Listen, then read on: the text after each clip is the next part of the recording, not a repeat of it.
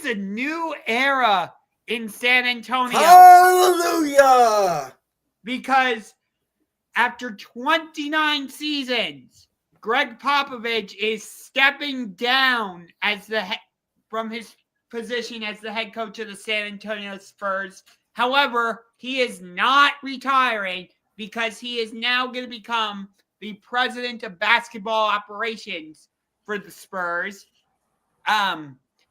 And Mitch Johnson, who took over for Popovich after he suffered a stroke in, I think it was November, if I'm not mistaken. It was very early in the season, yes. He's going to become the Spurs head coach full time.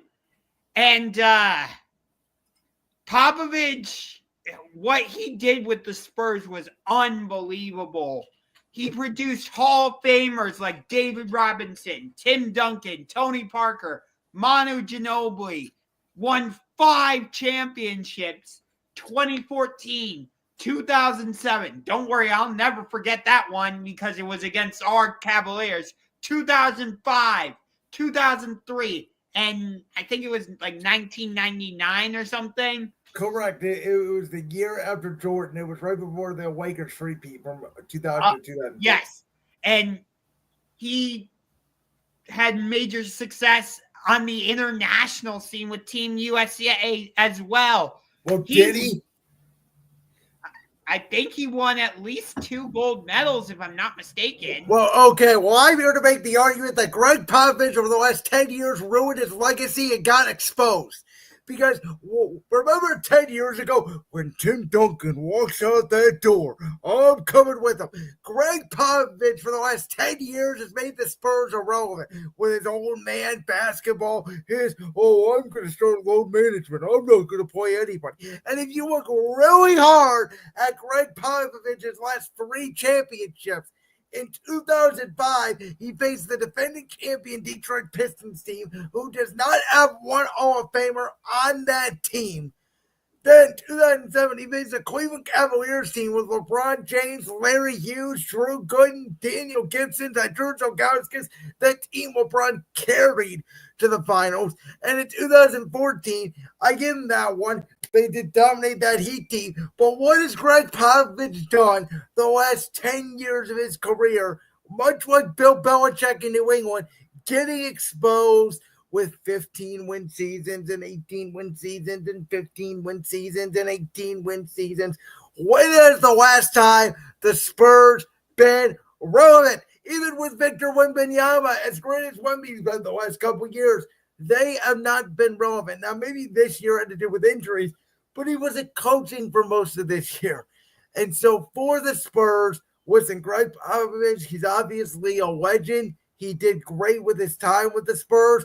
But all I'm saying is, if in that era he was good, once we got to this 3-point era and the new era of basketball, Gregg Popovich, the game passed him by.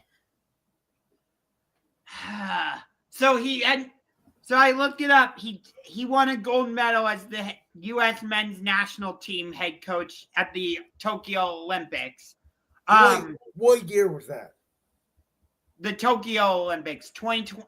So because they didn't happen in 2020, it happened in 2021 because of the pandemic. I admit, I forgot he was the head coach of that team. For some reason, I thought it was Steve Kerr. No.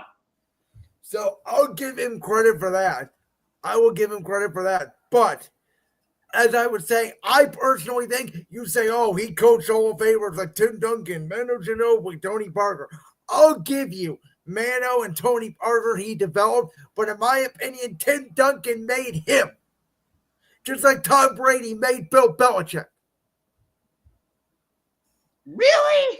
Yes. You got to explain this one. Explain which? That Tom Brady made Bill Belichick? Because I'll explain that one too. No, you don't have to explain that one. I'm talking Duncan and Pop. Well, let's see. Again, what has Gregg Popovich done without Tim Duncan on his team?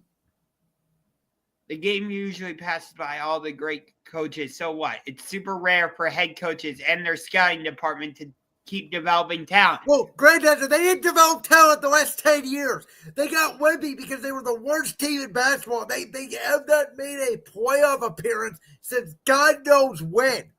The Spurs have been an irrelevant franchise since they won that title in 2014. That was the end of the Spurs dynasty. If Gregg Popovich would have retired right then and there, he would have been deemed the GOAT. But because he didn't, in my opinion, he ruined his legacy. Where I look at Steve Kerr now, and I'm like, oh, Steve Kerr has now continued the dynasty with Steph, with Draymond, with this new iteration of the Warriors. I look at what Phil Jackson did. Phil Jackson won 11 championships with the Bulls, with the Lakers, 2 different dynasties, with star players. Even with as great as Kawhi Leonard was in San Antonio, he didn't do anything with Kawhi once he became Kawhi Leonard. Kawhi Leonard quit on Gregg Popovich. Yeah, and then Grandizer said, no, I believe Duncan was drafted. No, what are you talking about? He was Gregg Popovich's first ever draft pick, I believe. Yeah. Because they paired him alongside David Robinson. Correct. And then he says most coaches have a long dry spell. Again, has Andy Reid ever had a dry long spell being the worst coach in the league? Has Steve Kerr ever had a long dry spell? Did Phil Jackson ever have a long dry spell? No. Maybe not championships, but relevance. I'm not even knocking them for championships. I'm saying since they won the 2014 championship, they got to one Western Conference Finals, and you can say it was odds up a cheap shot all you want, but they couldn't get past that Golden State team, and they haven't been good since. Yeah. That part is true. I give you that. But I'm just not I can't knock what he's done overall with San Antonio. I can't. By the way, as I said, that was mostly a league where there was no shooting. I have made the argument in today's NBA, if Tim Duncan started his career 5 years ago and never developed a shot, he wouldn't be a Hall of Famer. And yet he is. Well, again, it's all about era. Popovich was perfect for his era. He should have left 10 years ago. Well, he did it, and I'm kind of glad he didn't because his interviews with Craig Sager, especially, rest in peace, were hilarious. Yeah, I don't find him funny. I think he's a cocky know-it-all. Personally, again, I think he's a very good coach. I'm not taking away anything from him, but that he's the greatest coach ever. He did all these great things with the Spurs. You can make an argument Steve Kerr has a better resume than him. I never said he's the greatest coach of all time. Well, that's what a lot of people are saying. Oh, my God, this guy, he's such a great coach. Yeah, Tim Duncan carried him to 4 championships, and David Robinson helped him win the 5th. For Andy Reid, great coach, but he will always be known as cheese coach because this is where he won his Super Bowls, regardless of how long he was with the Eagles. That part is true. I give you that, Grandizer. But again, Andy Reid never went 7-year stretches where he had the worst record in football. Bill Belichick has, by the way. Yep. Grandizer says, first, quit yelling. Second, great coaches is not said to only the names you mentioned. Well, no, we are talking about the greatest coaches in the history of sport because that's what people compare Gregg Popovich to.